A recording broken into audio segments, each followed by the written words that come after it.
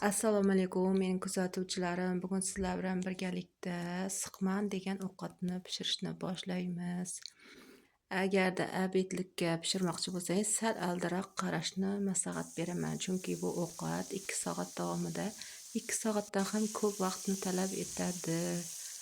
Shuning uchun sal ertaroq qarashni maslahat beraman. Xuddi videoda ko'rsatilgandek hamma masalliqlarni kubik shaklida to'g'rab, maydalab, qo'rib olamiz ketma-ketlikda. Hammasini birin-ketin solib, hammasini qizartirib, qo'rib olgandan keyin tomatimni ham sovib olib, yaxshilab qo'rib olaman. Yaxshilab qo'rganimizdan keyin ketidan men oq loviya soldim.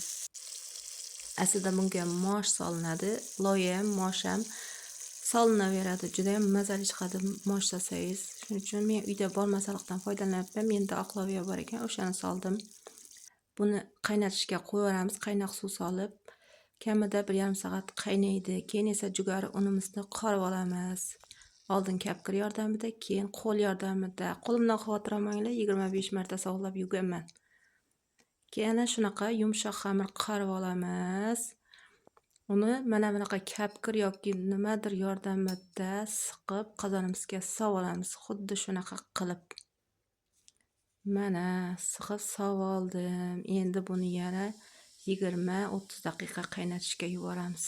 Ana pishdi endi. Juda ham mazali bo'lib chiqadi. Sizlar ham tayyorlashni maslahat beraman. Video yoqqan bo'lsa, yurakchani qizartirib, obuna bo'lishni unutmanglar.